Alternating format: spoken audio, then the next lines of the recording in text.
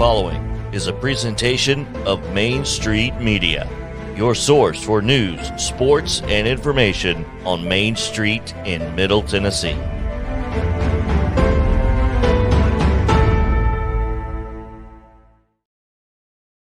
Sounds like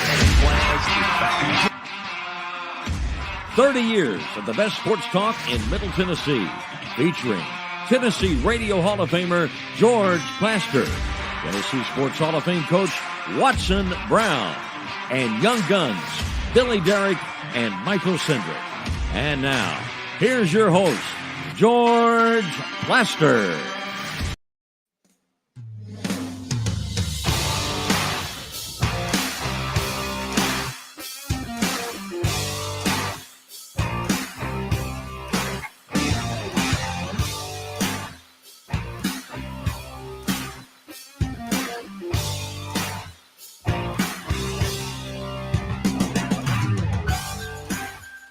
Hello again, everybody. Welcome in. It is again a beautiful Thursday in Nashville, Tennessee. Boy, the weather has been incredible. Now, could we use a little bit of rain? Oh, yeah, we could, but enjoy the good stuff while it lasts. Let's head up to Cookeville, say hello to Coach Watson Brown. Watson, I'm about to cough on you. So say hello. Boy, that was nice. Hey, the old mute buttons are gone, babe, on television. You just suck it up and say hi to everybody. Just don't have much choice. Not much choice. How you doing? I'm good. You okay after that cough? We don't need to call an ambulance or anything, do we? No, I think we're gonna make it. You're okay? Okay. Yeah, doing good. Thank you for asking. Oh, anytime. Yeah. Let's Billy, how are you? George, I'm great. You said Cookeville. You didn't say the Plateau. What's going on? I don't know. Here? Look, I had to spit out whatever I was going to spit out. I had to do it quick. I missed hearing the Plateau. That's my favorite part. How are things up on the Plateau? The Plateau. Y'all got to learn how to say it. The Plateau. The Plateau. Not the Plateau. It's the Plateau. Plateau. You live on the Plateau. Since when is Watson a phonics professor? Never been, never will be, bud. I like Don't it. claim that one. Plateau. Plateau. Live on the Plateau. You know what? Let's just get him out of here and let's get Terry McCormick in here after his Yankees struck out. What was it? 17 times? Terrible. They had their chances. They really did have their chances to, knock Verlander out of the game early, but couldn't do it. I think Severino will pitch good tonight, though. I think you got a shot. I think so. I mean, I feel pretty confident. And really, of these first two games, you just need to win one in order to really put yourself in a good position. Amen. Good luck tonight. So tell me a little bit about what is going on in Titanland. Well, George, I'd say the Titans probably still have a little bit of injury concern on the offensive line. Nate Davis was limited for a second straight day of practice with a foot injury. He missed that game against the Washington Commanders a couple of weeks ago. They really need him back because this Indianapolis Colts defensive front has kind of found their stride over the last couple of games. And they've got to do what they can to protect Ryan Tannehill in this ball game and give the offense a chance to have a little balance with the pass to go with the run game that they're going to expect out of Derrick Henry. Terry, with this off week that they've had, do you expect any other wrinkles or is it pretty much business as usual? Well, I think they probably just want to get in there and, fix some of the things maybe that they've been deficient in, such as the pass protection and especially the second half issues that they've had moving the football, getting first downs and scoring points. I think that is one of the big issues on the offensive side of the ball. On the defensive side of the ball, really the biggest thing that needs to be fixed is what's in the secondary with all the injuries. They're going to get Amani Hooker back, which is a good sign. They're going to get Bud Dupree back to help with the pass rush. So that should help a little bit too. But I think they wanted to use the bye for a couple of things, do a little self-scouting and try to get a little healthier going into this key divisional matchup. Are you pretty convinced Zach Cunningham will not play Sunday? I would be shocked if he plays. I think you're going to see Dylan Cole and maybe some of Joe Schobert out there filling in for Zach Cunningham once again. Cole's done a pretty decent job as a fill-in. Really, this 3-game stretch that he started is the first 3 starts of his NFL career. He's been in the league since 2017, but he's done a decent job, and they've kind of sung his praises a little bit. Terry, since a couple of days ago when Jeremy Fowler put out the Austin Hooper thing, have you found that there's some validity, or he just threw something on the wall and hoped it sticks? I think he probably just threw something on the wall and hopes it sticks. I think, Austin Hooper, we talked to him on Wednesday for a little bit. The reporters did, and he really didn't want to get into a whole lot of why he's not, been getting a lot of opportunities or making a lot of plays for this team. I think he's probably as disappointed as anybody in the numbers he's put up thus far. But as far as the Titans, they run so much 2 tight end offense that they only have 4 on the roster. I can't imagine them dispatching one of them and sending him away in the middle of a season when they rely so much on the tight end position, not only to catch the ball, but to block, especially to help that offensive line, not only in run blocking, but in pass protection. Terry, appreciate it as always. We'll talk again tomorrow, same time, same place. All right, sounds good. Terry McCormick starts our show during football season every day with his daily Titans update. That daily Titans update, was just powered by the Justin Tucker team with Platinum Realty Partners. They are proven to be trusted with your most personal asset. Give them a call at 615-906-8458. Also, Sumner Funeral and Cremation. They are sharing their family with yours in your time of need. Now, with 2 convenient locations in both Gallatin and Hendersonville. You can also find them online at sumnerfuneral.com. Sumner Funeral and Cremation, traditional, affordable, and dignified. All right, George, we start today's update with the Nashville Predators tonight. They're in action in Columbus at Nationwide Arena. That's a 6 o'clock puck drop. Can the Preds stay out of the penalty box? That's what I'll be watching for tonight. Yeah. And if they can't, they're really going to start to hear this. This has become the issue, Watson, around this team, as you and I talked about yesterday with Mark McGee, and they either fix it or they're not going anywhere. Well, and it's time to fix it because we've been hammering this. I got pretty into it yesterday because I've been talking about this for a full year and said in the playoffs, if you don't fix this, you're not going anywhere. And Mark said it yesterday. They're not good enough to win the Stanley Cup. But how do you do that? You play better. You play a lot better as a team, and you can make up for maybe just not hardly the talent level to get to the Stanley Cup. And they're not doing that. Can you imagine a whole quarter difference in offense?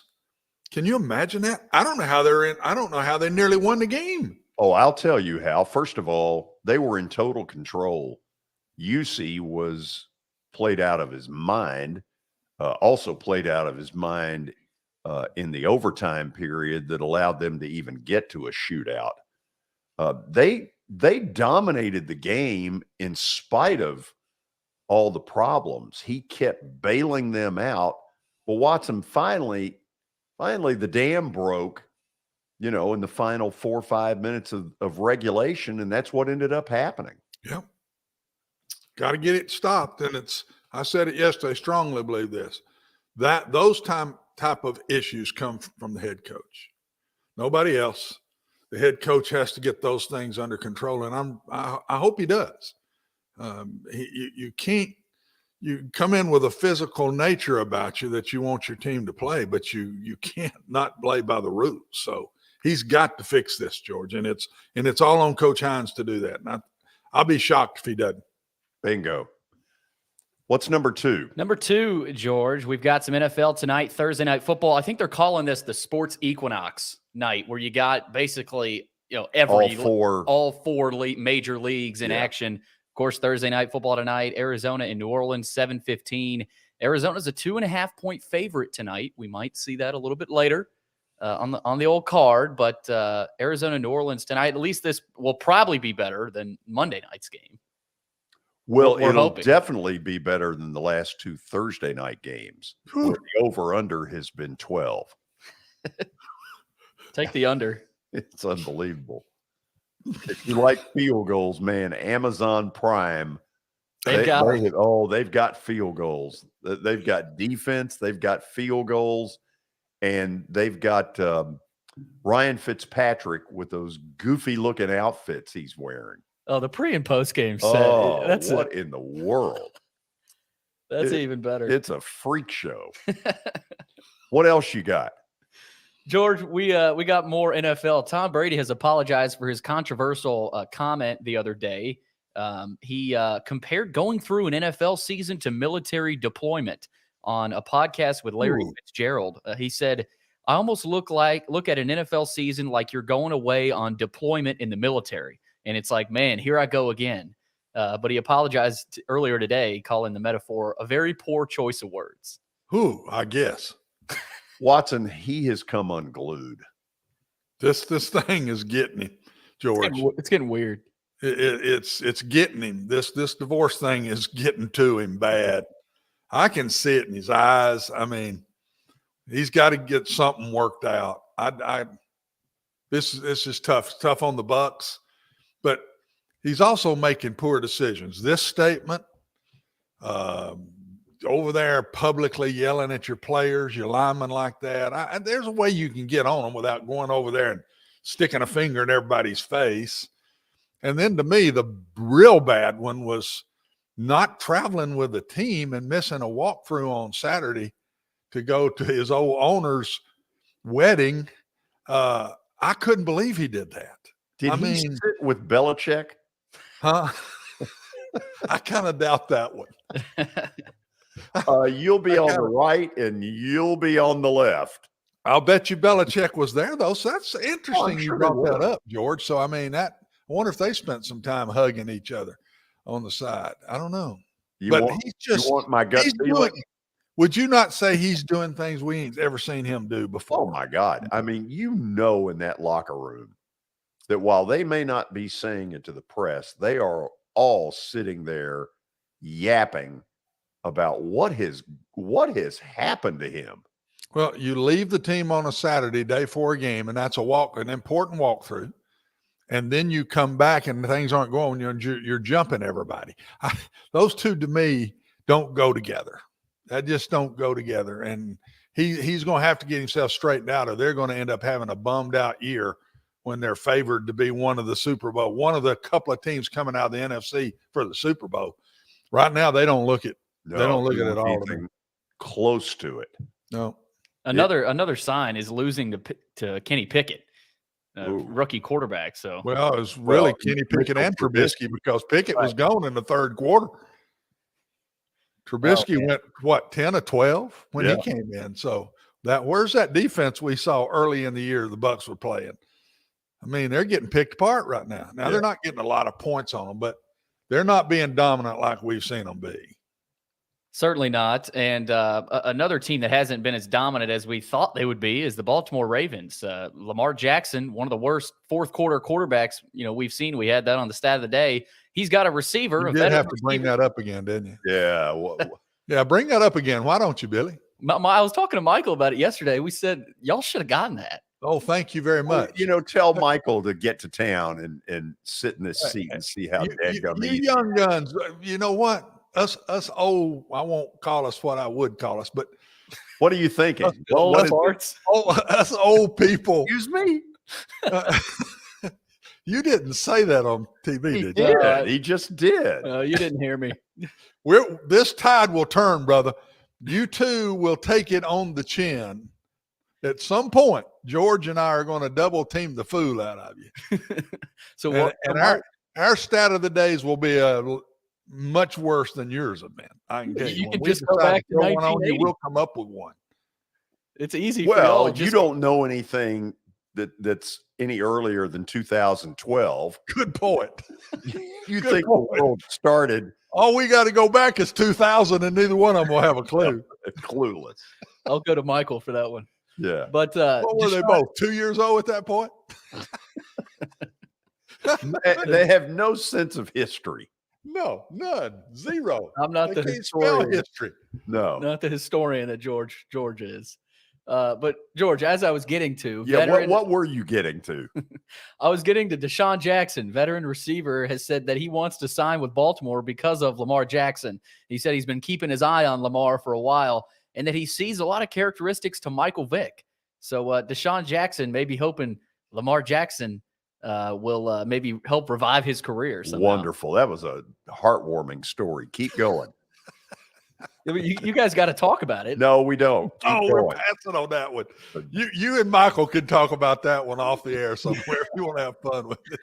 You're the one that told me to put in the update, George. I know. I feel bad because it's a nothing story.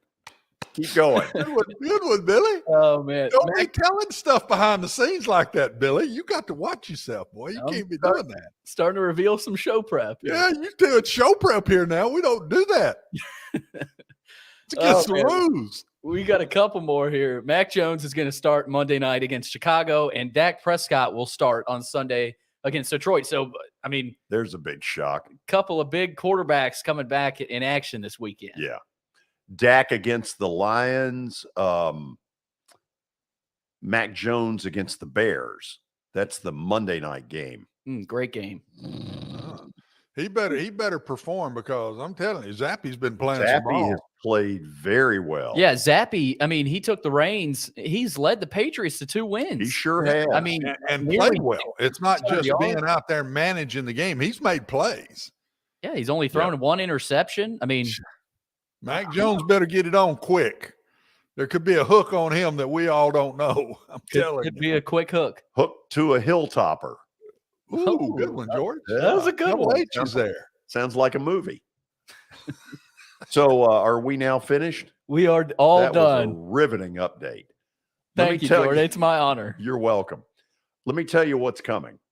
We're going to talk with Brad Logan from Brad Logan Sports in Oxford, Mississippi. This guy is wired into the Ole Miss scene, and boy, do they have a big one Saturday in Baton Rouge against LSU. CBS thought enough of it.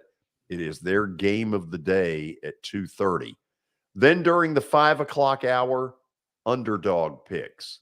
There is better news for at least one of us, and that one of us is me.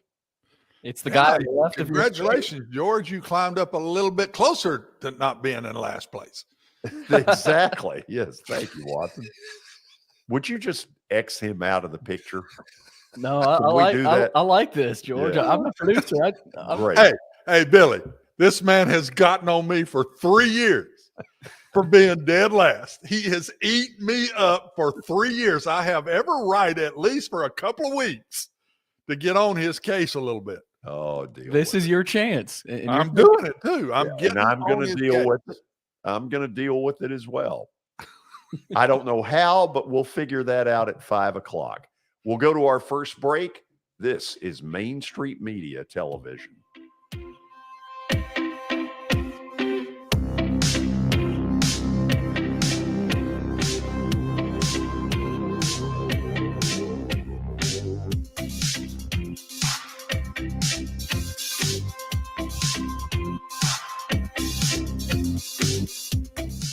Buying or selling a home can be a very personal experience. Why not go with the team that receives nearly all of their business from referrals? Clearly a trusted name in real estate. The Justin Tucker team with Platinum Realty Partners has sold more than 500 homes in the last 7 years. Voted best in Sumner County multiple times. Proven to be trusted with your most personal assets. Call the Justin Tucker team with Platinum Realty Partners at 615-906-8458. The Justin Tucker team with Platinum Realty Partners, Middle Tennessee's most trusted team in realty.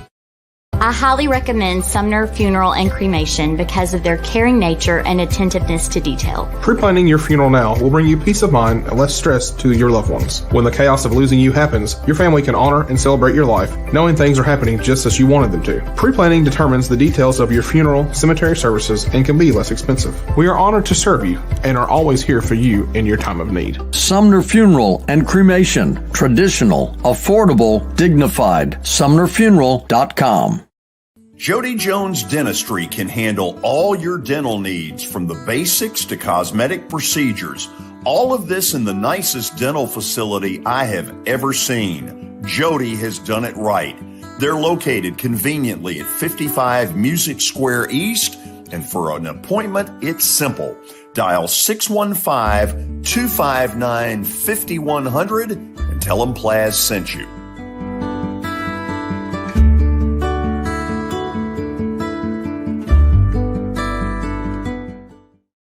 When you're thinking about golf, consider Riverside Golf Links. Under new ownership, the course has improved dramatically.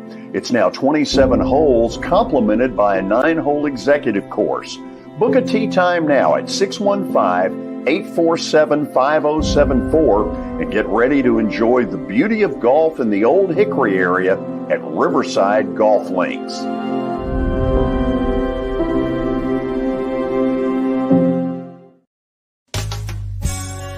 I'm Bart Durham. I was sworn in as a lawyer in 1963, and I've been working as a lawyer since then. We're a firm that does exclusively personal injury, a lot of tractor-trailer crashes. Insurance companies will open up their checkbooks when you force them to. We have systems that work. We get the most money for our clients in the shortest amount of time. I'm Blair Durham. My dad and I want to help. Give us a call at 615-242-9000. This is Eric Berner with Rockcastle Wealth Advisors. I help people in the pursuit of making their money live as long as they do. People hire me because I use a customized, individualized, and personal approach for the person I'm working with. Everyone's situation is different. If you've lost a spouse or a parent and want to make sure your inheritance is utilized and does not just disappear, I can help with that. Call me at 615-235-1058 or email Eric at rockcastlewealth.com.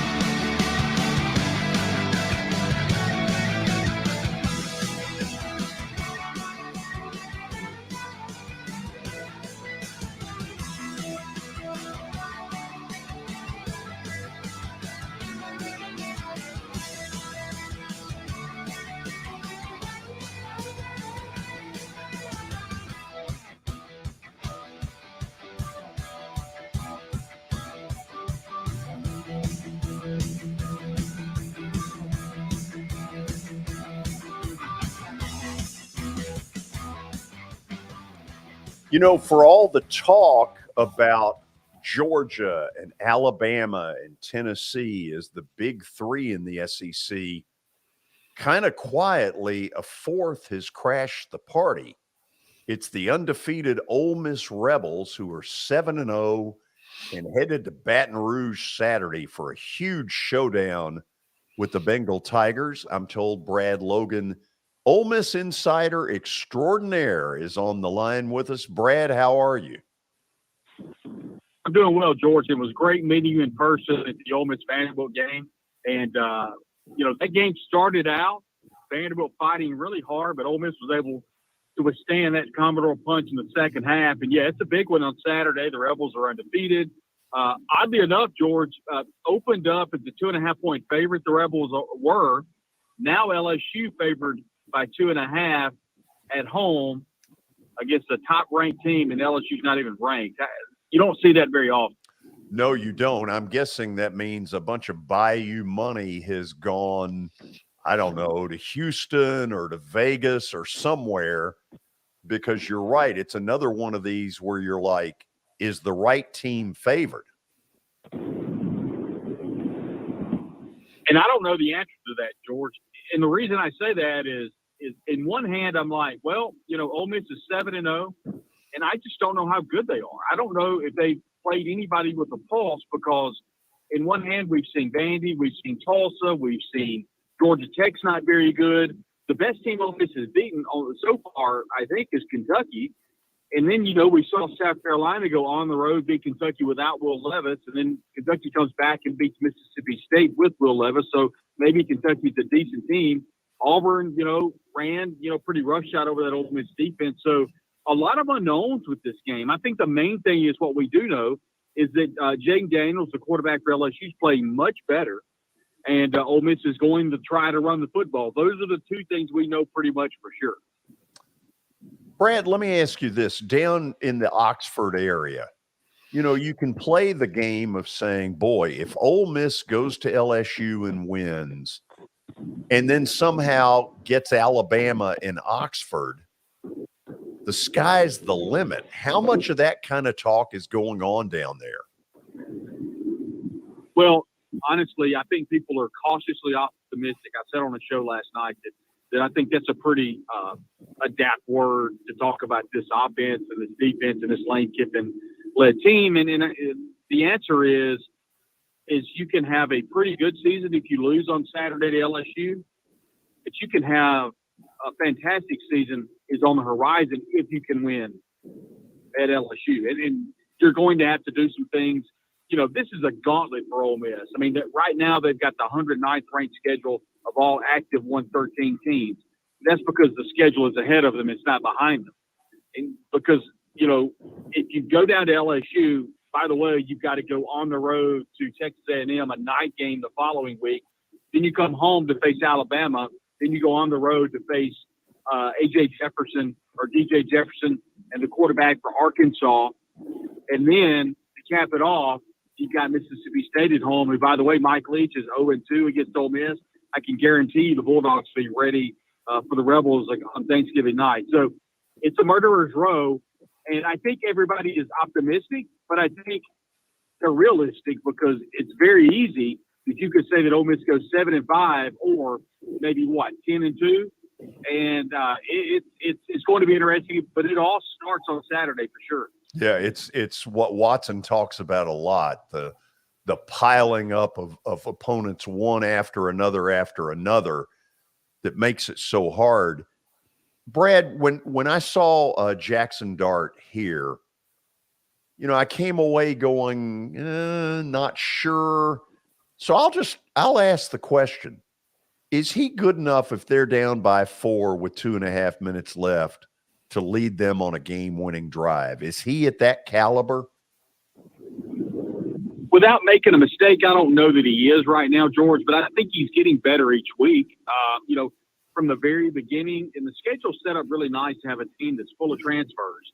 And this team is absolutely full of transfers from the top down, from the running back room to the wide receiver room. And so, obviously, the transfer that everybody looked at is the USC transfer quarterback Jackson Dart. And you saw him make 2 boneheaded plays against Vanderbilt. And one was both of those were interceptions. They were bad decisions. And one of them was wide before the half when Ole Miss was going down for a score. And Coach Lane Kiffin talked about that at halftime. He had a very, very frank conversation with Jackson Dart, and it was very one-sided. And he's gotten better each week. He threw 1 interception last week against Auburn, but that was simply because Jonathan Mingo just had it in his hands and it bounced up in the air. It wasn't his fault. So he's getting better by not turning the ball over. But George, the question, I think, to put it even more in regards to this particular quarterback in this particular situation, if Ole Miss is down 28-24 with 3 minutes to go, by the way, the temperature's dropped a little bit. It's nighttime on Tiger Stadium in Death Valley. Can he get them into the end zone? Right now, George, I don't know that he can. So I think eventually, as quarterback at Ole Miss, maybe later on in the season, but at Tiger Stadium, I don't know that he can do that right now. Watson, say hello to Brad Logan. Brad, thanks for coming back on with us, man. Glad to have you. Coach, it's awesome to hear you again. I know, and I don't want to turn this into me getting interviewed, but I'd love to ask you a question. Go for it. You played at Tiger Stadium. You played in the nighttime. You've seen that place really, really special. What were your thoughts coming away from playing in Tiger Stadium and kind of some things that you've taken away as a coach? Brad, to me, you don't want to get behind. Those people, they thrive off of good things happening, and they take good things, turn them into great things. But they're also a crowd that when things aren't going as well, they may not be as strong as some of the other stadiums are and sticking with your team. So I've always said, you go into Baton Rouge, you just need to stay on top and keep a little momentum going to have a shot at winning. Because when they get going and the team's playing well and they jump on somebody, I thought that happened in the Tennessee game. Getting behind early, Tennessee never felt that crowd. And everybody said, well, it was a day game. I'm telling you, it's got something to do with how the game's going. They're a great crowd. They're one of the best. But I do think that they're an up and down crowd. And I've been in there quite a few times as a coach. And so Ole Miss needs to stay ahead, Brad. And my question is, I'll make a statement. I don't think this schedule could have fallen better for Ole Miss. They got a bunch of new players. They catch teams they can beat early in the year. They can slowly get better as they go. They nearly blew it against Kentucky, and Kentucky just nearly gave it back to them, to be very honest. But now they should be about as good as they could possibly be up to this point, and now they really start. And I think the first one is always the key. I think you win this one. There is a confidence level that they haven't had yet, Brad, because they haven't had to beat somebody like this on the road yet. And if they win this one, I think they make a big jump. They lose this one, it could really hurt them. I think this is the trigger game of the year, really and truthfully. Yeah, Coach, I completely agree with you. I think you can get some confidence going into the Texas A&M game coming up next week. I don't know that A&M is very good. And quite frankly, I'm not sure how good LSU is. I think they're getting better. I mean, Jaden Daniels, the quarterback. They've got John Emery, the senior running back. He's been playing pretty well. We haven't seen Ali Gay, the defensive end, play the season that we kind of expected him to say. Some of the NFL folks were saying that he was going to be kind of a first-round guy. We haven't seen that. I think so. But I think from an Ole Miss standpoint, I think it is absolutely a game that you could kind of circle and say the season could kind of split and go one way or the other. I think the good news for Ole Miss is they've got an opportunity to catch an LSU, specifically defensively, that is susceptible to the run. I mean, we saw what Auburn did, what Florida did on the ground. That's Ole Miss's bread and butter. I have no doubt that Brian Kelly's going to do his best to stop that Ole Miss rushing attack. And George, kind of going back to what you were talking about, it's going to fall at the hands of Jackson Dart, because I think LSU's going to do everything they can to try to stop the run. I mean, they've seen the Quinshon Judkins and Zach Evans, those two transfer running backs, are clicking on all cylinders. They're healthy now. There's a good chance that Ole Miss gets a couple of offensive linemen back that have been injured. And I think this is an opportunity for Ole Miss to do some damage down there, but they're going to have to be able to throw the football if they're going to win the game. I think there's no doubt about that. And it goes back to what George said. If Ole Miss can alleviate the turnovers and keep Jackson Dart from throwing those interceptions, that's the key to winning the game, I think, for Ole Miss. And oddly enough, Coach, Ole Miss is going to have to run the ball to open up the passing game. And let me rephrase that. They're going to have to throw the ball to open up that passing game, because I think LSU is really going to put everybody down and force Ole Miss to throw the ball without question. Yeah, and I have two question marks, Brad, going into this game watching Ole Miss. I'm not sure they're good enough in the passing game yet to be considered in the championship level, and I'm not sure they're good enough on defense yet to be in the championship level. But it's coming to a head now. They're going to start playing people that have seen them play, know what they do best. This SEC's got good coaches, and they're going to stop what you do best. So we're going to find out if the passing game is good enough and if the defense is good enough. And I think we're going to find out Saturday night in Baton Rouge. Yeah, Coach, I agree with you. Ole Miss has kind of been fighting the they're 7-0, but they haven't played anybody. And that's not to say that Ole Miss is bad, but it's not necessarily saying they're good either. I think the key call out of what you just said is we're about to find out. And I think there are a lot of people across the college football landscape that are kind of having some question marks about Ole Miss. I think they'll at least have some form of answers at some point Saturday night. 100% agree with you. And I'm really anxious to watch Dart play when he's going to be called on. He's got to get more consistent. But honestly, Brad and George, this will be it for me. Honestly, I think he can. You put this many new players together offensively, what's the slowest thing to come along, Brad, in football? The passing game. Because it is a lot harder to put it all together, protection, timing of routes with quarterback throwing, than the running game is. So it'll be the last thing to come, but it's time. It's time for the passing game to stick out Saturday. And I think one thing, Coach and George, you saw this in Nashville a couple of weeks ago. Some of the throws that Jackson Dart was throwing, number one, he's getting more comfortable with his wide receivers. He's getting receivers like Jordan Watkins that has transferred in from Louisville. They're starting to get a lot more comfortable with each other. And I think for Ole Miss, when LSU tries to take away Jonathan Mingo, had a record day against the Commodores, then you've got receivers like Dayton Wade, Malik Heath. They're going to have to take a step up. And I'll say this too, following up what Coach has just said. Jackson Dart will not or has not ever seen anything what he's about to see and hear in Tiger Stadium on Saturday. So I just think Ole Miss fans need to understand this is going to be something that's going to take an acclimation period for both him and that other offense, because Lane Kiffin and this team, a lot of the players went through it last year at Tennessee. Now a lot of these new transfers, they're about to be indoctrinated into SEC football come Saturday night for sure. Boy, you got that right. Hey, Brad, before I let you go, this is a question that people want to talk about. Lane Kiffin's going to be a hot rumor again at the end of the season. How far is Ole Miss prepared to go to keep him? Financially, the sky's the limit, and I have that under a pretty good reference point that Ole Miss, if they lose Lane Kiffin, it will not be due to finance.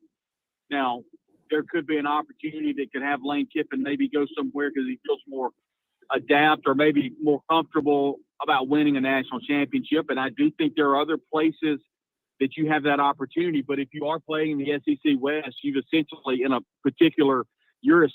playoff starting on Saturday night. I mean, you've got to win the rest of them to get in that 14 playoff as it is. So, I mean, all that stuff takes care of itself. But financially, Ole Miss is not going to allow Lane Kiffin to lead because of that. But obviously, if there's a particular job that opens that he feels more comfortable that he could win a national championship or can move on or get better as a head coach, sure, then I don't know that there's anything that could stop him there. Brad, great info. I can't thank you enough on short notice. I said that the last time you were on too, I think. Thank you for coming on with us. Always a pleasure. That's Brad Logan. Man, he is same here. He is as Ole Miss an insider as it gets, and we thank him for joining us on the show. After the break, some NFL news. I would love to have been a fly on the wall to hear Jerry Jones fire the F-bomb at Bob Kraft. Talk about Sue Ellen and JR and Cliff Barnes. Man, these NFL owners meetings are straight out of South Fork. This is Main Street Media Television.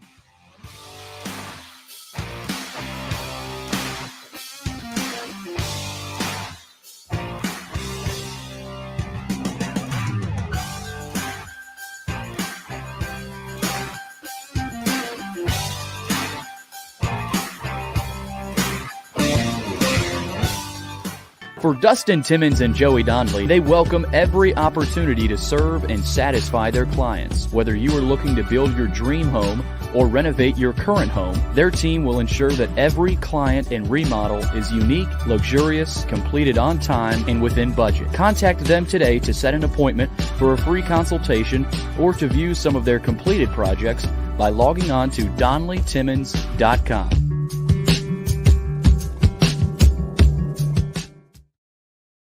At WellSkin Dermatology and Aesthetics, we pride ourselves in providing access, innovation, and a patient experience second to none. Access to care and treatment when you need it. Innovation with medical-led cosmetics and various on-site technologies for full-service treatments with a customer experience that is calming, casual, and effective. Independently owned, providing medical, surgical, pediatric, and cosmetic dermatology and more. Visit WellSkinMD.com to schedule your appointment today. WellSkin Dermatology and Aesthetics. Access to healthier skin. It's your last chance to get a spring tune-up for summer. Complete Service Heat and Air can clean your coils, check out your motor, and make sure you have cold air on that first hot day of summer. Complete Service Heat and Air is located in White Bluff, Tennessee. We do service and repair on heating and air the right way. 24/7 service. Call us at 615-797-3997. That's 615-797-3997. Serving Cheatham, Davidson, Dixon, Hickman, Humphreys, Montgomery, and Williamson counties. Have you heard about the high levels of radon in Middle Tennessee? Radon gas is the second leading cause of lung cancer, second only to smoking, and has no color, no taste, and no smell. The only way to know if you have radon is to test for it.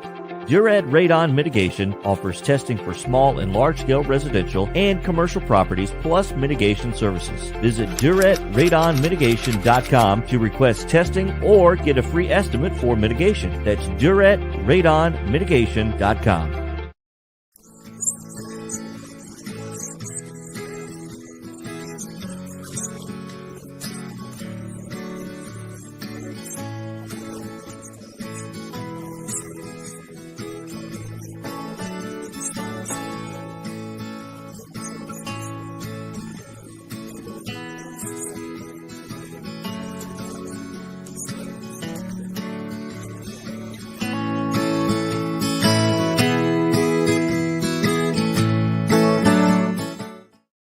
Since 1865, the First Baptist Church of Gallatin on Winchester Street has served its community by catering to the least, the last, and the lost, providing a church of welcome used by God to save the lost, transform the saved, and impact its community. As a proud multi-ethnic congregation, Pastor Derek Jackson personally welcomes you to join them in fellowship Sunday mornings at 8 in person or at 10:45 in person or online at firstbaptistgallatin.org. First Baptist Gallatin on Winchester Street, serving with open arms as a true church of welcome.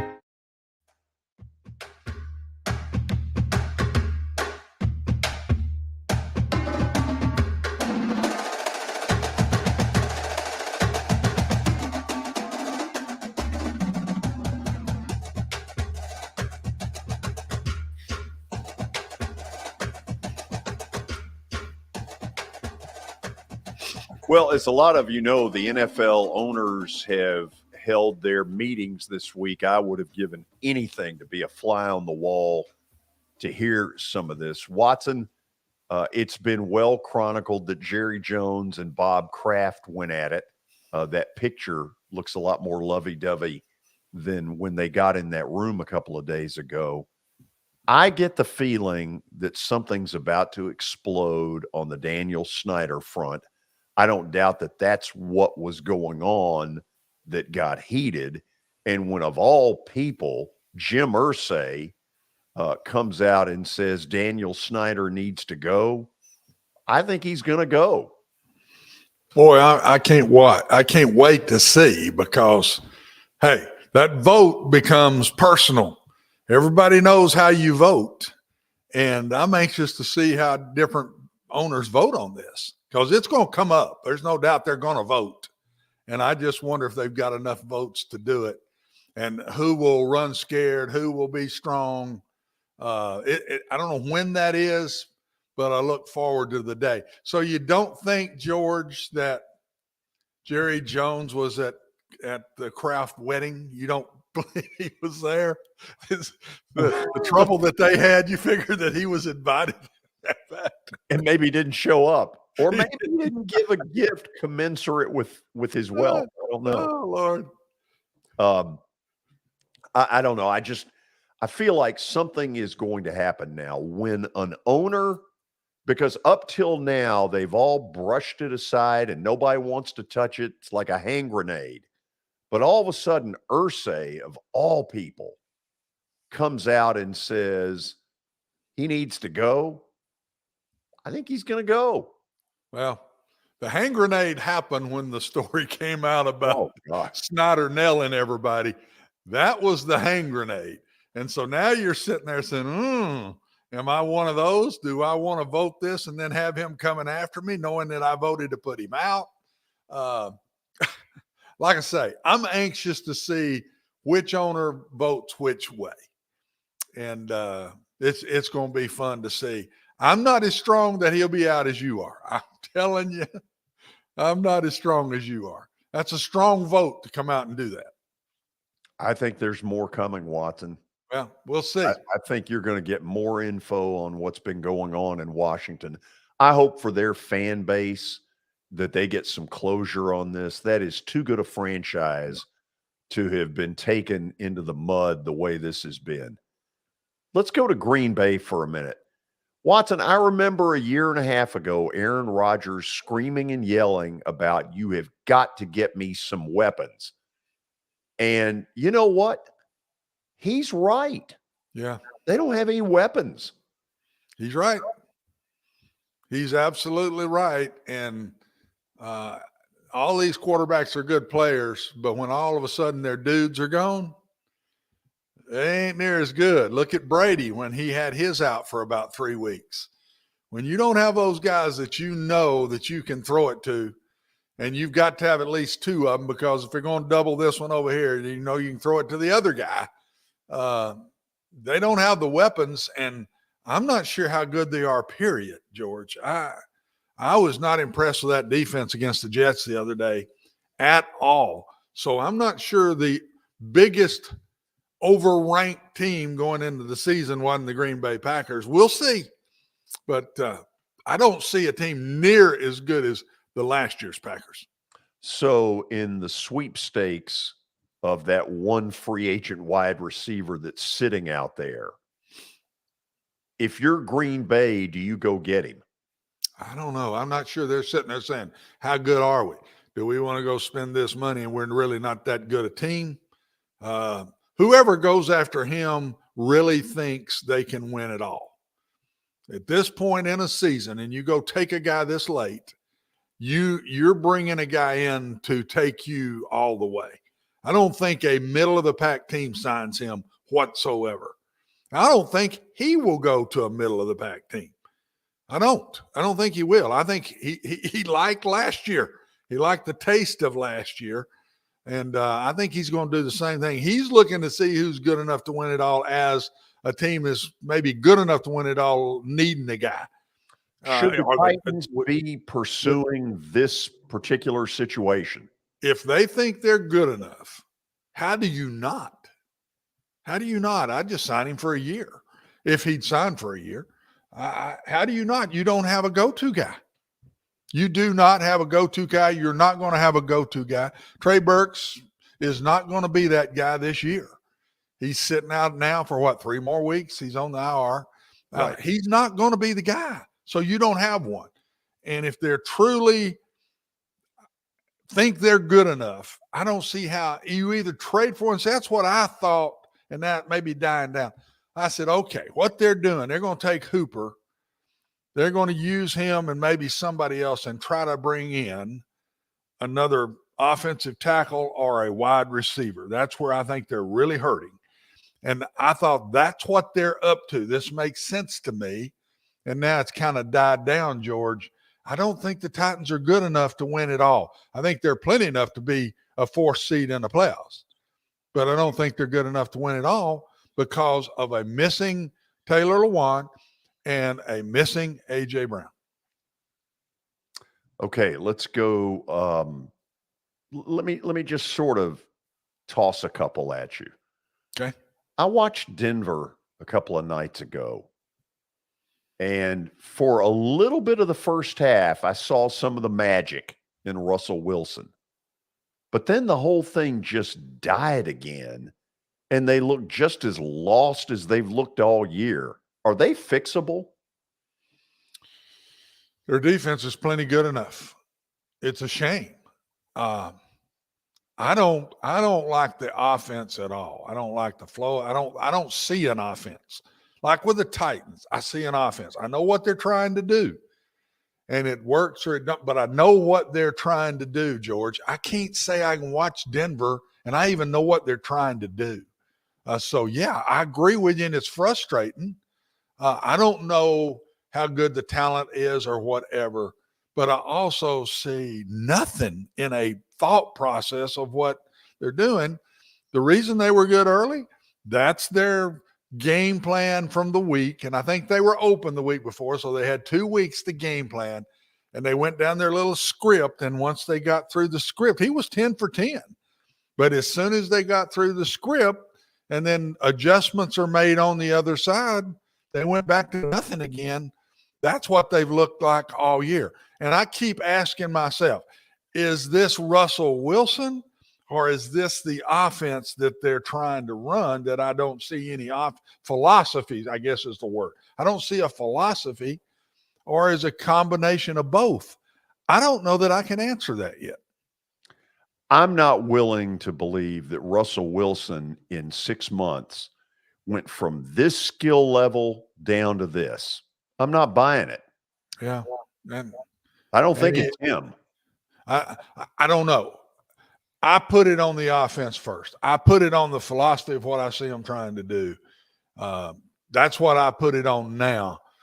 Russell's got to start making more plays, though, George. He's not near the player in critical times that he's been before. But maybe he has no philosophy to go to. Maybe he's out there on an island by himself. I don't know. But I will throw it at the offense right now, not Russell Wilson. Okay, let's do a tad bit of speculating here. The Packers don't go sign Odell Beckham Jr. That's who we were talking about earlier. I don't know if I ever said him by name. If I didn't, my apologies. We probably didn't, George. But I guess we take for granted everybody knows who we're talking about. Right. But let's say they don't do that. Yeah. And let's say their season ends up in the dumper. They don't make the playoffs. They're really not a factor in December. Doesn't Aaron Rodgers want out? Yeah, I think so. Unless he's about ready to retire. And he might hang around one more year just to be a Packer. If he's going to play a few more years, he will not be in Green Bay next year the way this is going. I'm with you. That's what I think. The other thing is he took shots at his coach. He sure did. Big time shots after the game the other night. That ain't a good sign either. That whole we need to simplify the offense. That was totally at the head coach. Yeah, he might as well have put the helicopter with, one of those signs. Just held the name right there in front of him. Right. I mean, it was so obvious. Oh, big time obvious. And I'm sitting there saying, huh? He's doing this right after the game? You can see it coming. Oh, I don't think he's there next year if he wants to play long periods of time. If he's one more year, I don't see him leaving Green Bay. And only Aaron knows what he's thinking. So, okay, good version of the NFL notebook. If we can get behind the scenes and get in that hotel and put a camera in those NFL owners meetings, we'll really have something for you. Good luck on that. Yeah. Stay tuned. Stat of the day is coming up. This is Main Street Media Television.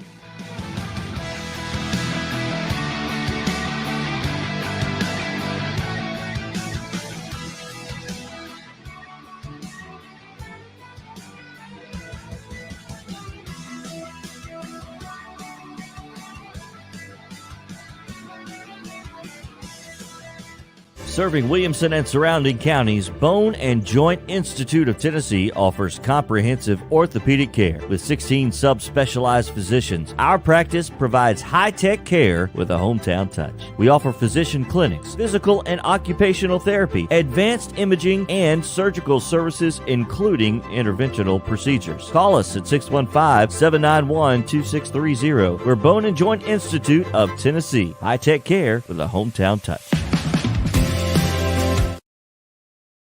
This is attorney Bart Durham, and this is me. I'm Aaliyah. Keeping in good physical condition is really important to me. But when I had a wreck with a tractor-trailer truck that hurt my legs so bad I couldn't work for almost a year, I knew I needed a lawyer that understood tractor-trailer cases. So I called Bart. Bart gets millions of dollars for his clients every year. At Bar Durham Injury Law, we've handled hundreds of tractor-trailer cases. My dad and I want to help. Give us a call at 615-242-9000.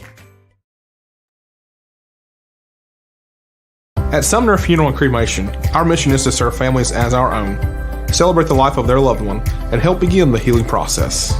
My whole family, including my wife and my mom and siblings, were very happy with the treatment that we received. I would highly recommend Sumner Funeral and Cremation. We offer funeral, burial, cremations, and pre-planning services. Sumner Funeral and Cremation. Traditional, affordable, dignified. SumnerFuneral.com.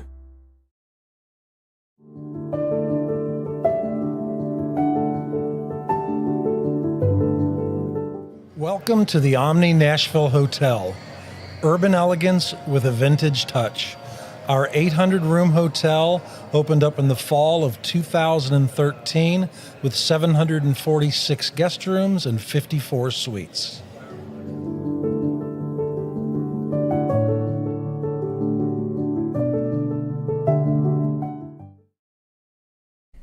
Hey everyone, I'm John English. This is Keith Wallace, and we would like to welcome you to John English Antique Sports and Cards in Shelbyville, Tennessee. We specialize in graded and ungraded sports and non-sports cards, vintage wax boxes, and unopened cases. We have a large selection of PSA graded cards. We also specialize in old sports collectibles, baseball, football, basketball, golf, and tennis. You can find it all at John English Antique Sports and Cards. We are happy to be associated with Nashville's greatest sports antique, George Plaster.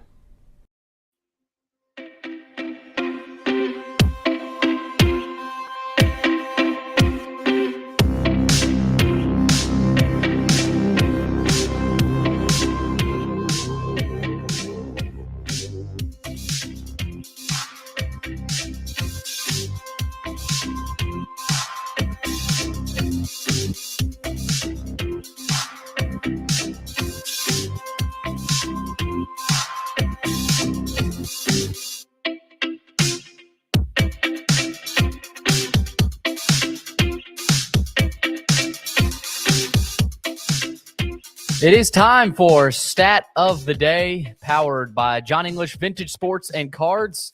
We got memorabilia, trading cards, antique and historical sports equipment, games, advertising, and many more sport-related items. You can visit them in Shelbyville, Tennessee. They're open Tuesdays through Fridays from noon to 5 o'clock and Saturdays from 10 a.m. to 5. So basically all day Saturday, you can stop into John English Vintage Sports and Cards. You can also find them online at johnenglishgradedcards.com. Also, go give Eric Berner a call at Rockcastle Wealth Advisors. His number is 615-490-7052, or visit rockcastlewealth.com for more information. It is time to reveal today's stat of the day as we get to it here. Which starting NFL quarterback has this career starting record for a franchise with this all-time franchise record? Quarterback, 19-19. The franchise record, 472-72-11. Okay, Watson, let's 38 games would appear to me to be 2+ years. So whoever this person is, they're into their third year in a franchise that's pretty, meh, middle of the road. Although middle of the road in the NFL can get you somewhere. So right off the bat, you got anybody you're thinking about?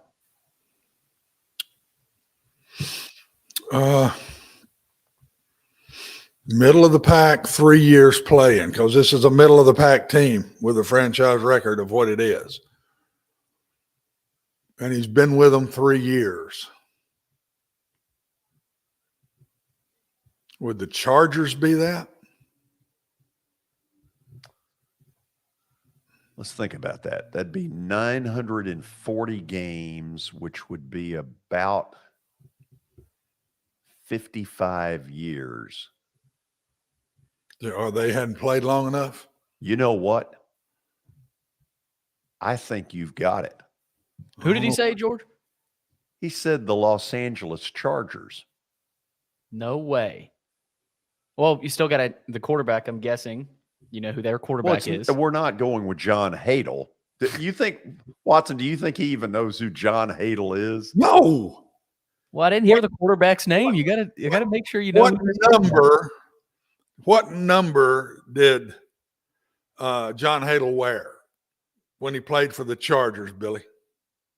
Number 10. No. Number 21, buddy. 21. That's how you know that's not even legal anymore. No. Anyway, Justin Herbert is what we looky there. Watson. Attaboy, Watson. Way to that pull one out was your pulled rear end. out of the nothing. I'll say just pulled out. Well, no, I think I pretty well said it. When's the last time Watson got one on his own? Well, thank you very much, Billy. What kind of a rip was that? I'm just trying to look back. No, you're showing a lack of respect. Yeah, that's lack of respect for your elders. Oh, don't give me that. That is really uncalled for. Okay. Well, I'm going to get a little bit more of it here coming up. If you were sitting in this seat, you'd find that playing this game where you're trying to pluck a needle out of a haystack, basically the last 2 weeks, every question, it's 1 out of 32, and you expect us to do it in 2 minutes. And you know what, Watson? We're pretty dadgum good at it. Yeah.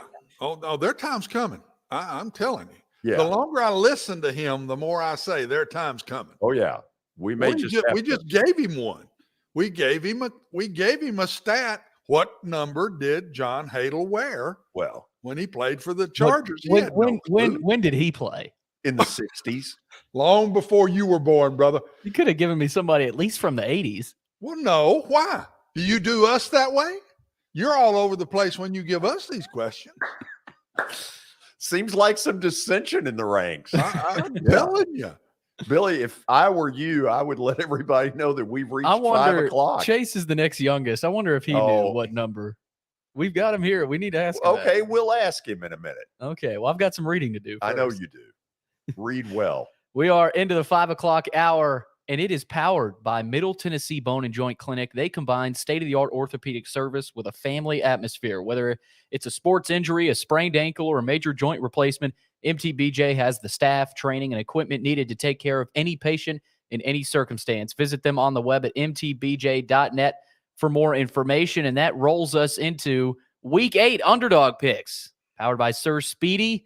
And of course, whether you need top-notch printing, custom web design, or a direct mail marketing campaign, they are ready to help. Get the quality products, services, and experience that your business deserves. Partner with Sir Speedy today by logging onto their website. That's sirspeedy.com, the premier sponsor and provider, the largest banner in the history of the world. All you really have to say, the official sign provider. The Plaster and Friends Celebrity Bowling Night. The official sign provider of the Plaster and Friends Celebrity Bowling Night. That is one big old sign. There we go. Okay.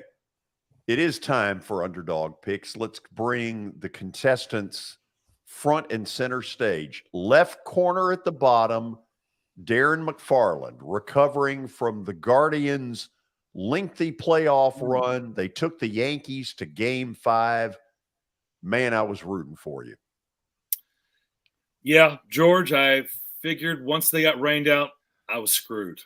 I didn't feel good about the rain. Well, Game 4, too. They had to win. I mean, I just knew if it got pushed to 5, they're in trouble. The raid out definitely hosed them, but what are you going to do? I mean, I told you ever since we've been doing this all season, I mean, I didn't expect them to be here, so who am I to bellyache about how far they went? Yeah, great season. So you know who John Hadel was. Yeah.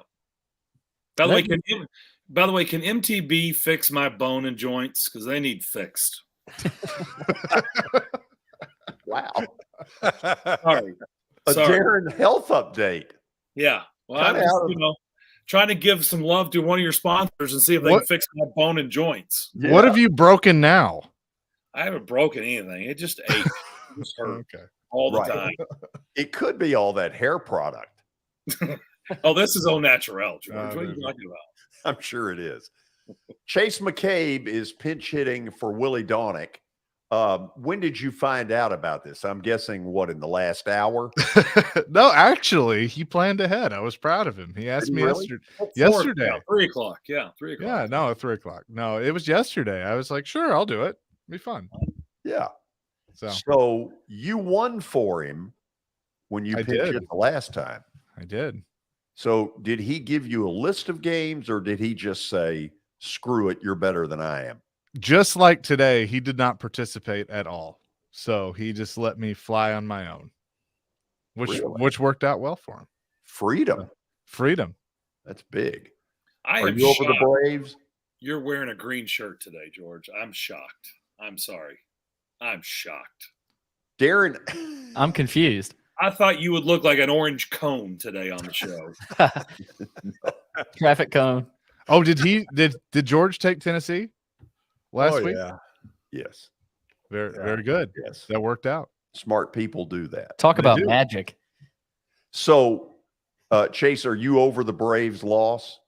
Yeah, I have not watched one pitch of baseball since Saturday. That's not a good attitude. But it's, I will. It just can't be that way. I know. Look, somebody needs you.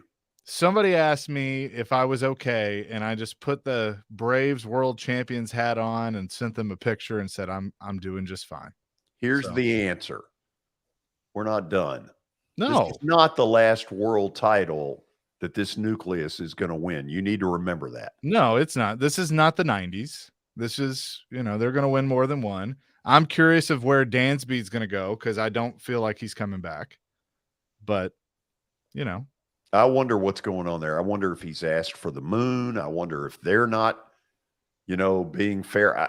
We don't know. Nobody's saying anything. Yeah, and I don't know how you feel. I love Dansby. Like, he's Vandy and he's Braves through and through. But if he's asking for the moon, I'd let him walk. They have enough. Vaughn Grissom can play shortstop, and they have a good pipeline. So I'd hate to see it. He's been a key part, but if he's asking for a lot, good luck.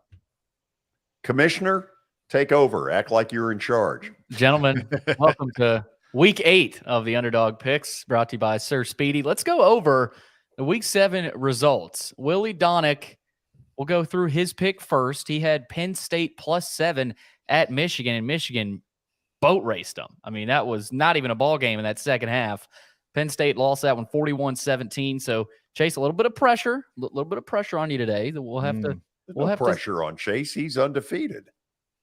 Yeah, but he's picking for Willie. This isn't. Well, you know what? Then Willie needs to pay him some money or something. I mean, he can't just rely on Chase to win a title for him.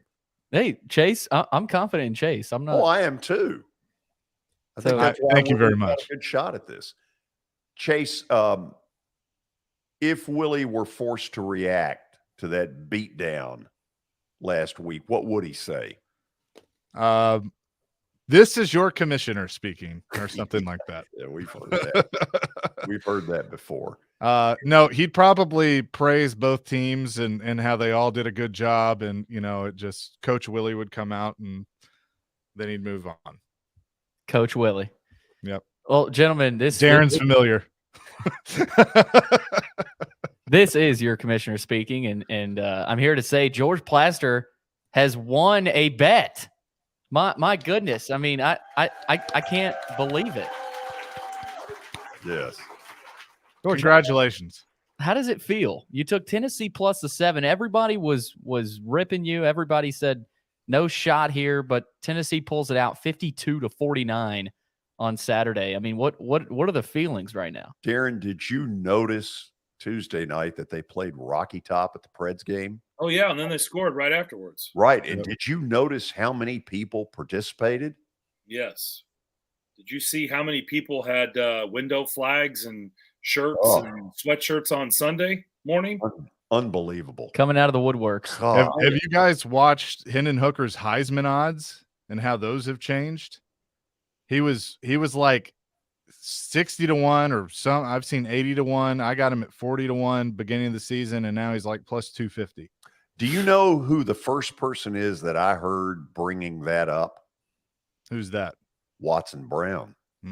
Well, coach is a smart man. How about it? Well, he wasn't smart this weekend. He took FSU against Clemson. They lost that one 34-28.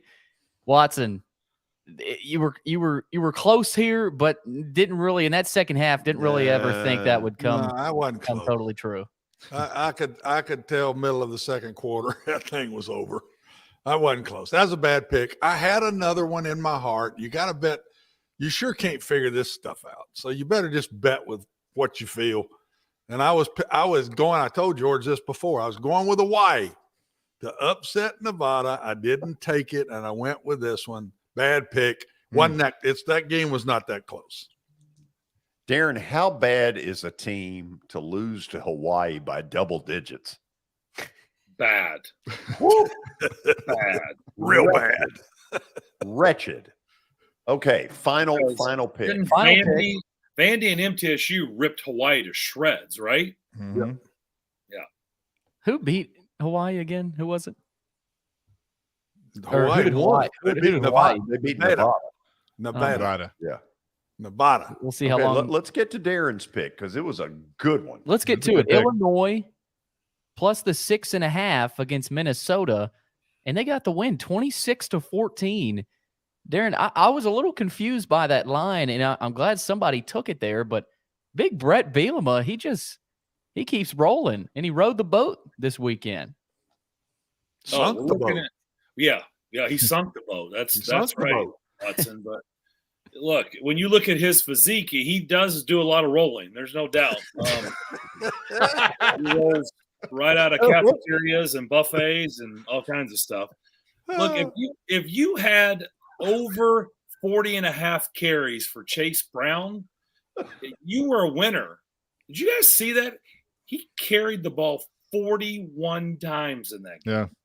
Right. And you're complaining about needing bone and joint. What do you think that poor guy feels like? He could use some help from MTB, I'm sure. Yeah.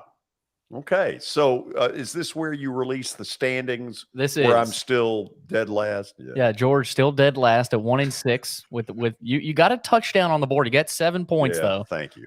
Watson Brown still leads the charge, just barely by Willie, but both of those guys at the top took a couple of losses this past weekend. So we'll see some reshuffling this weekend. Watson at 3-4, Willie at 3-3. Darren slowly but surely here with a Willie loss last weekend. Things are looking a little bit better for Darren.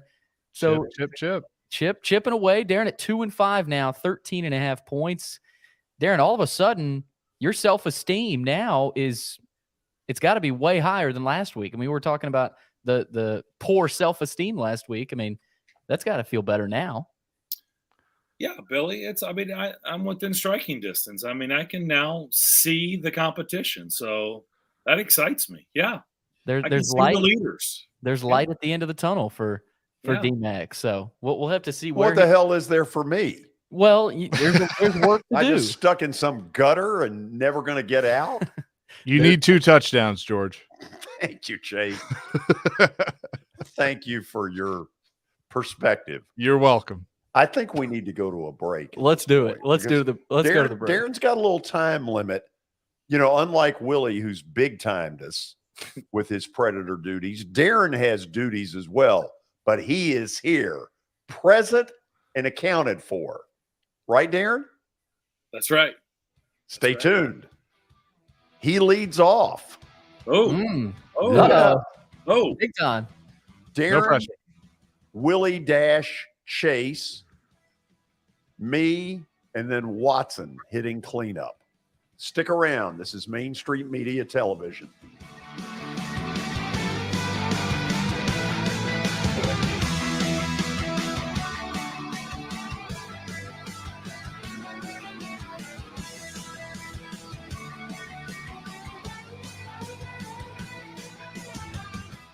Buying or selling a home can be a very personal experience. Why not go with the team that receives nearly all of their business from referrals? Clearly a trusted name in real estate. The Justin Tucker team with Platinum Realty Partners has sold more than 500 homes in the last 7 years. Voted best in Sumner County multiple times. Proven to be trusted with your most personal assets. Call the Justin Tucker team with Platinum Realty Partners at 615-906-8458. The Justin Tucker team with Platinum Realty Partners, Middle Tennessee's most trusted team in realty.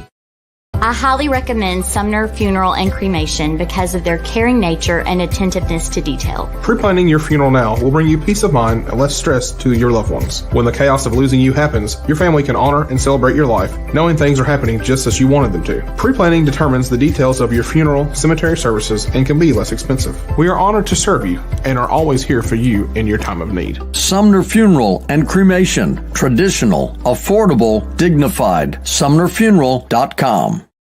Jody Jones Dentistry can handle all your dental needs, from the basics to cosmetic procedures. All of this in the nicest dental facility I have ever seen. Jody has done it right. They're located conveniently at 55 Music Square East, and for an appointment, it's simple. Dial 615-259-5100 and tell them Plaz sent you.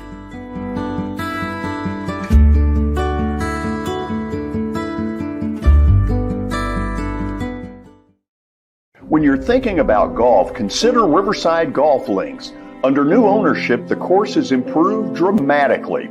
It's now 27 holes, complemented by a 9-hole executive course. Book a tee time now at 615-847-5074 and get ready to enjoy the beauty of golf in the Old Hickory area at Riverside Golf Links.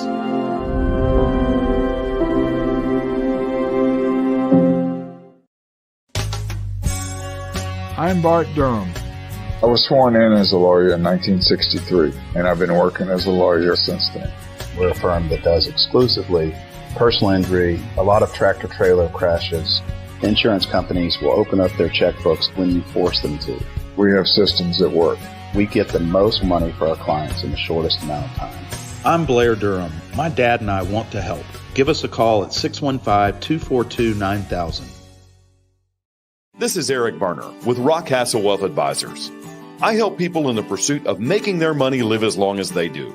People hire me because I use a customized, individualized, and personal approach for the person I'm working with. Everyone's situation is different. If you've lost a spouse or a parent and want to make sure your inheritance is utilized and does not just disappear, I can help with that. Call me at 615-235-1058 or email Eric at rockcastlewealth.com.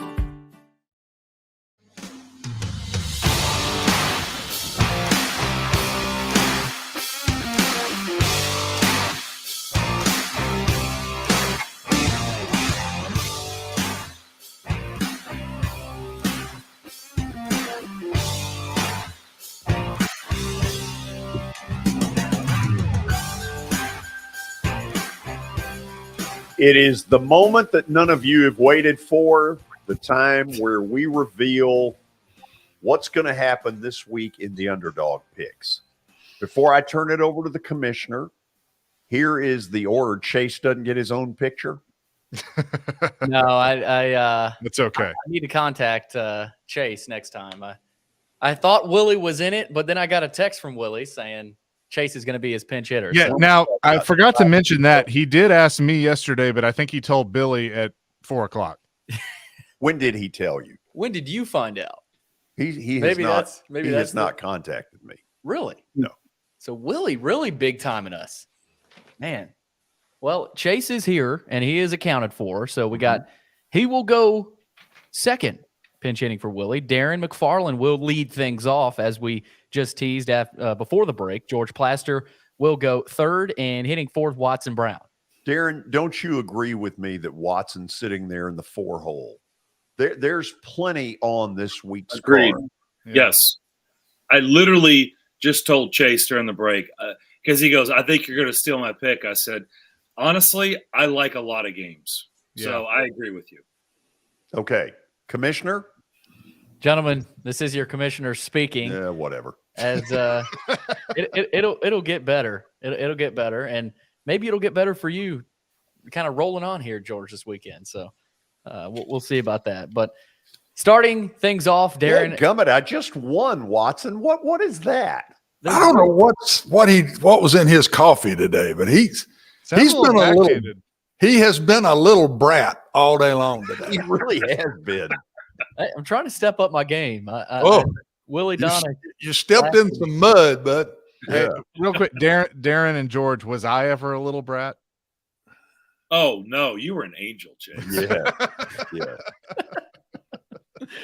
So Chase was the angel. Back before you had a beard. Yeah, well. All right, Darren, here we go. Where are you going this weekend? First of all, I do want to clarify. The minute I said, I was like, that doesn't sound right. And I was like, yeah, that's because it's not right. They didn't play MTSU. It was Western Kentucky. Western and Vandy went out there and just – by the way, Hawaii, and we've also seen Colorado State. I think that's what MTSU beat Colorado State. Colorado State's awful, and they're favored by 5 over Hawaii. That's how bad Hawaii is. So are you taking Hawaii? No, I'm not. So, there was a time and a place, and I've got proof, and I'm not going to show it here on this show, but I keep it in my wallet. It's my college ID. And anytime I'm in a bad mood or I need a laugh, I pull up my college ID and I realize that I had a mullet, and I've got proof. And so in honor of the mullet in the late 80s, I'm going to go with the mullet man, getting 6.5 at home. Coming off a tough loss to TCU, and I'm going to take the Cowboys from Oklahoma State. Okay. So Darren rolling with the mullet man and the Cowboys this weekend. Oklahoma State plus 6.5. Darren, who did you say they're playing here? I'm trying to look it up right now. They're playing Texas. Okay. It's under tackle football. Under tackle football. Watson's a Hook'em Horns fan this weekend. Oh, no, I'm not a Hook'em Horns fan. No.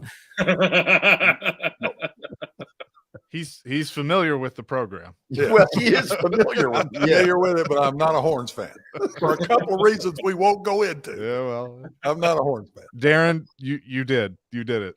Did I? Took my pick. Yep. Okay. But I had a backup, so we're good. There's other good games along. Absolutely. Oh yeah. There's it's plentiful, bountiful. Yes. So that was an admittance there, Chase. That was on your card. Yeah, mine. Yeah. Yeah, it's a good right pick. there where the check mark is. Yeah. Oklahoma State. It's a good pick. It's going to win. Maybe Darren might be changing that one. Okay. Wow. Willie Donick. Chase McCabe is pinch hitting for Willie Donick, though. So Chase, you won the last time. So you are undefeated. You are 1-0. He's got more points than I do.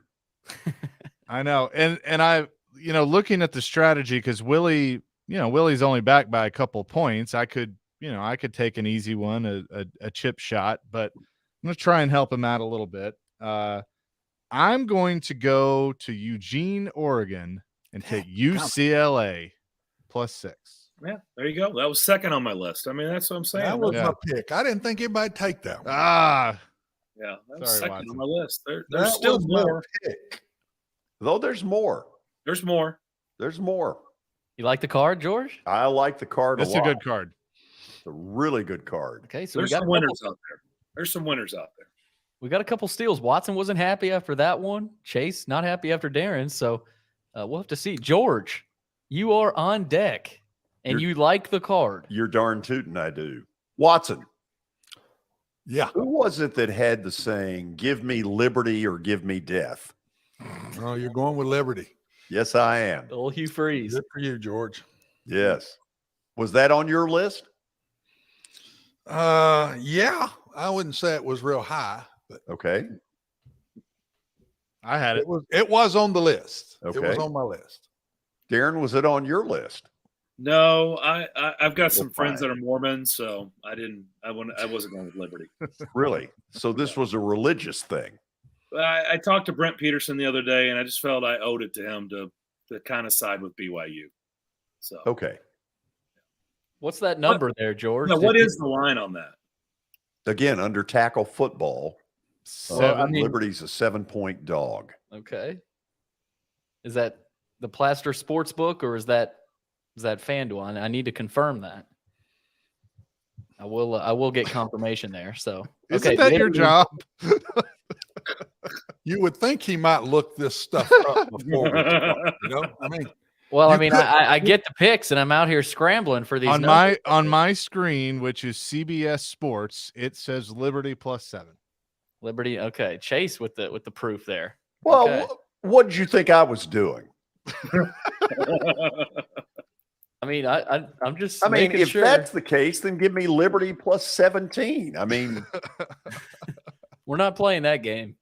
I already tried that one week, George, and it didn't work. Did it? And the team backed me down on that one. The commissioner gave it to me, but the team backed me down. Yeah. Oh man. So George taking Liberty +7. This commissioner is weak. However, to your benefit, there have not been impeachment proceedings yet. Oh man, Willie had that happen one time. Yeah, we had a vote on the air. Oh man, I'm looking forward to that. That's so bad. Okay, so George takes Liberty, and Billy, it had nothing to do with an intern. So if your head was going there, it had nothing to do with an intern. Okay, just about him as a commissioner. Okay. So Liberty +7 for George against BYU. It's a good, solid pick. Give me Liberty or give me death. I like it. Watson, you are up next. Really, there's only one left of the 7-point ones that are good. And I'm not even sure this one's good, but you guys hit all three of the 7-pointers, in my personal opinion. What is Ole Miss's thing? Is it up to 2.5 now, like Brad Logan said? 2.5.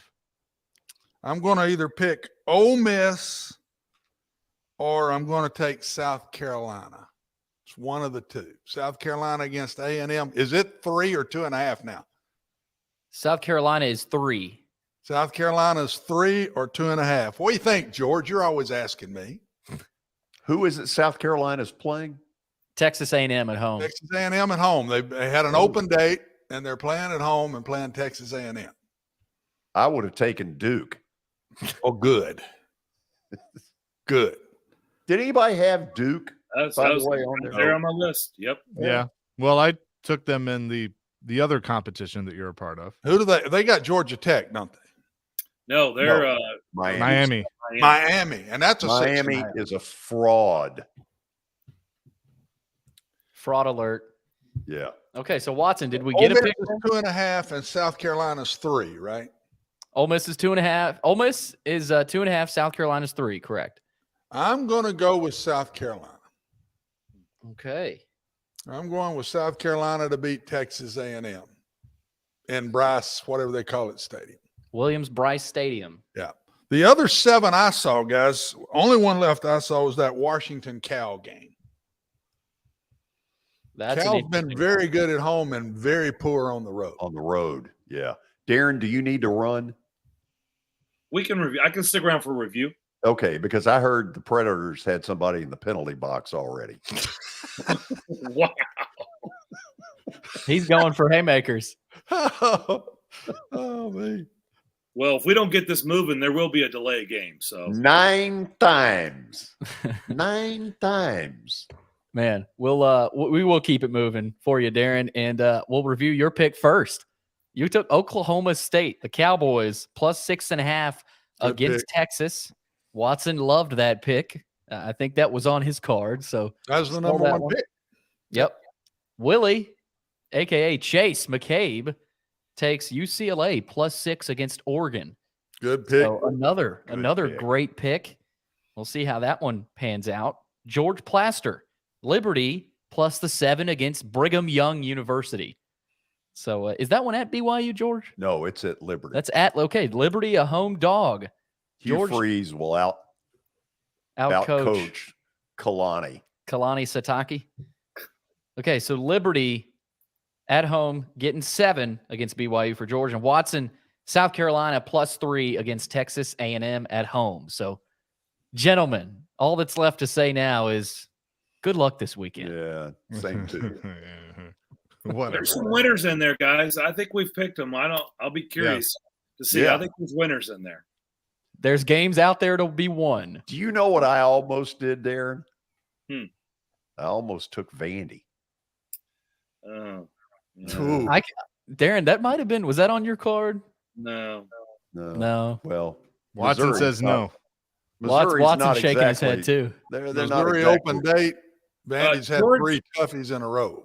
I was going to say, if you've watched Missouri, their record could easily be better. They have lost some tough games. Well, they blew the Auburn game. They just blew the Auburn.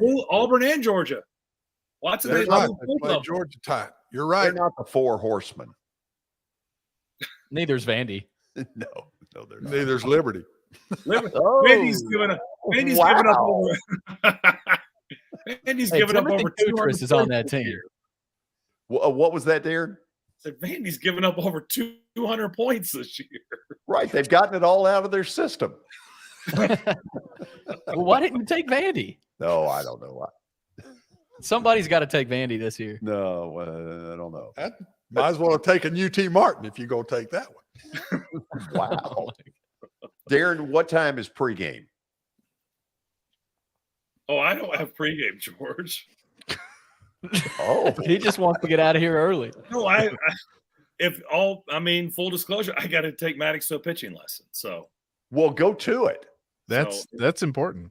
Tell him to throw strikes. I say let him get out of here and get that took care of. Yes, absolutely. He goes to a great pitching coach. His name is Les Waldron in Nolensville.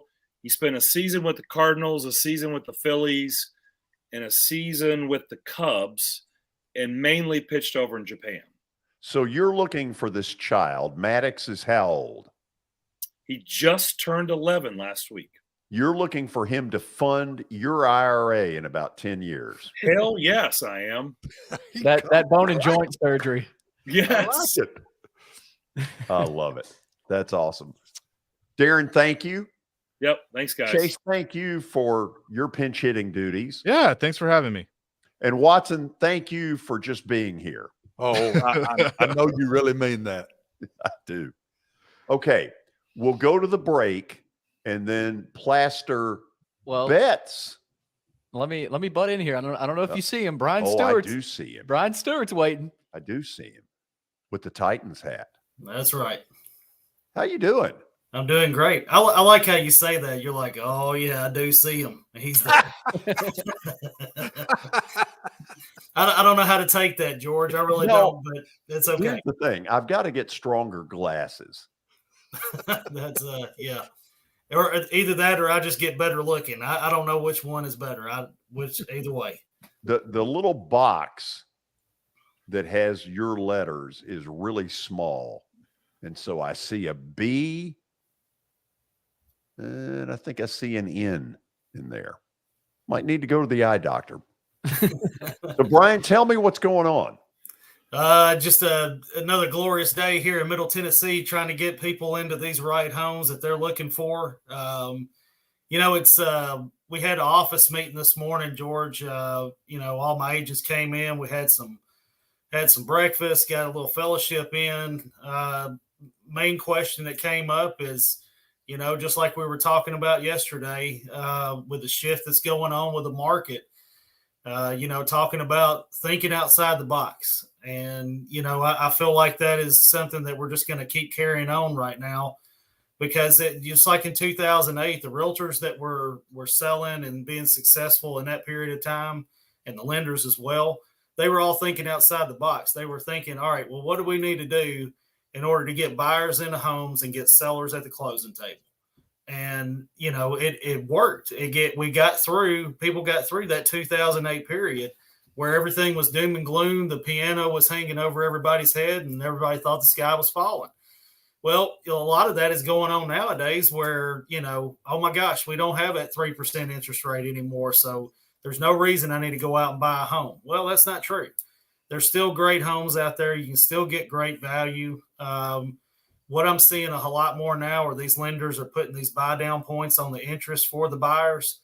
So like I said, if you have a 6.99 interest rate that's being offered to you, use these buy down points that the sellers are offering and get your rate down to 4.99 or 5.99. I mean, that's a huge difference. whenever you're talking a full point in percentage on rent on a rate, that is a huge difference on a monthly payment. And it can make the difference on being able to look at a $500,000 home to being able to look at a $600,000 home. So there's a lot of options out there that are still available for buyers to get out there, find the dream home that they want. As we talked about, everybody loves having company over. Everybody likes having people over for that big football game. Having a new home, having something to show off, so to speak, and having room for your kids, your family, your friends. That's something that everybody wants and dreams of, and that's what we're here to offer. We're trying to get you the best way into a home or to get a property for you. All you got to do is call us because we have the expertise here. Been around since 74. We're here to help. All we need you to do is give us a phone call, and we can answer your questions. Man, in 2 minutes, you said it all. That was well done.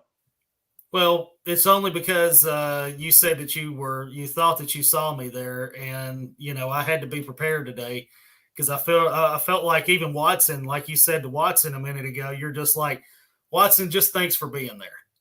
There you go.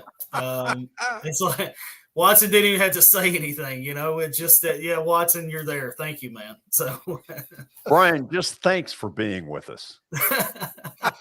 I'm going to take that one on the chin, George. Thank you, man. Hey, we'll talk to you tomorrow. All right. Y'all have a great day. See you, Brian. Stay tuned. We're going to make you some money when we come back. This is Main Street Media Television.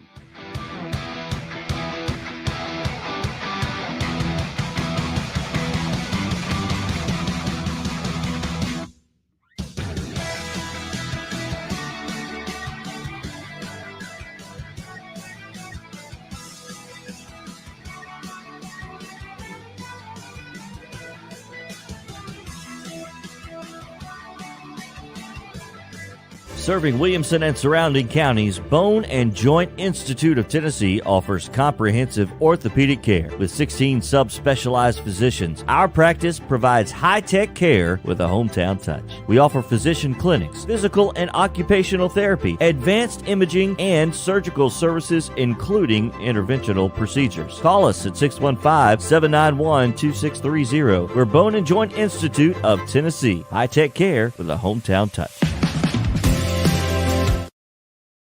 This is attorney Bart Durham, and this is me. I'm Aaliyah. Keeping in good physical condition is really important to me. But when I had a wreck with a tractor trailer truck that hurt my legs so bad I couldn't work for almost a year, I knew I needed a lawyer that understood tractor trailer cases. So I called Bart. Bart gets millions of dollars for his clients every year. At Bart Durham Injury Law, we've handled hundreds of tractor trailer cases. My dad and I want to help. Give us a call at 615-242-9000. The high school football season is here, and nobody handles Friday nights better than Main Street Media. Here's Zach Womble with details. That's the name of the game here at Main Street Media and Main Street Preps. Is we've been doing this for a long time now, and I think you hit on it. We've got an army of reporters across all of Middle Tennessee. I think there's about 130 schools in the Middle Tennessee area, and we try to cover all of them. We cover about 11, 12 counties at this point. And those Friday night shows, it's we're gonna show that off. We're gonna showcase the talent that we have on the field with reporters across several mid-state games on the weekly basis. So whether you're in Williamson County, whether you're in Giles County or Murray County or Montgomery or Robertson or anywhere in between, we're gonna have you covered from 6 to 11. Friday Night Live is presented by the Tennessee Highway Safety Office, where fans don't let fans drive drunk.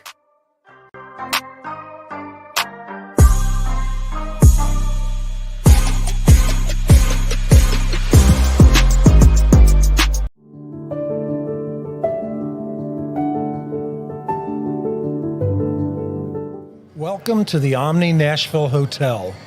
Urban elegance with a vintage touch. Our 800-room hotel opened up in the fall of 2013 with 746 guest rooms and 54 suites.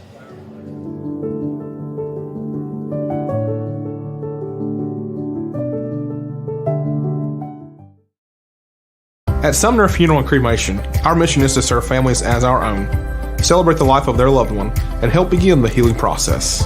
My whole family, including my wife and my mom and siblings, were very happy with the treatment that we received. I would highly recommend Sumner Funeral and Cremation.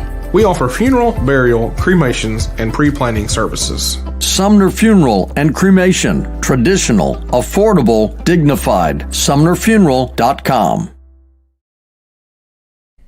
Hey everyone, I'm John English. This is Keith Wallace, and we would like to welcome you to John English Antique Sports and Cards in Shelbyville, Tennessee.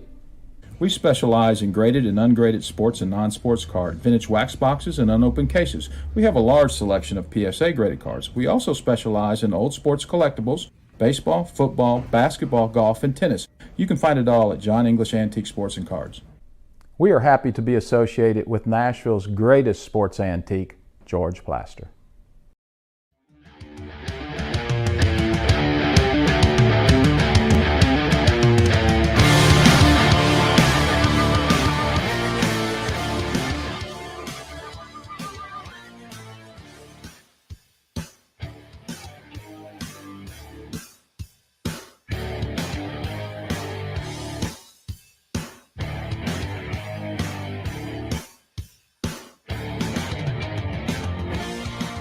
It's now time for Plaster's Bet of the Day, presented by Bart Durham Injury Law. Since 1975, Bart Durham has aggressively protected the rights of a broad range of victims of car accidents and personal injury in both Tennessee and Kentucky. If you too have seen your life interrupted by an injury on a highway, in a hospital, or at your workplace, let their attorneys do the work fighting for the full financial compensation that you need. Learn more about Bart Durham Injury Law by logging on to bartdurham.com. Okay, let's check out what happened last night with George's selection. The Houston Astros got it done against the Yankees. What a performance by Justin Verlander last night. And George, Verlander pulls through for you, and you've got 3 tonight that could be winners, so you could continue to inch closer to that 500 mark. Watson, a 2-game winning streak feels like we're on fire. Oh, yeah. Absolutely, bud. Go for it. Okay. So am I doing these one at a time? Yep. They will appear here in just a couple seconds. The first one will. Okay. And there it is.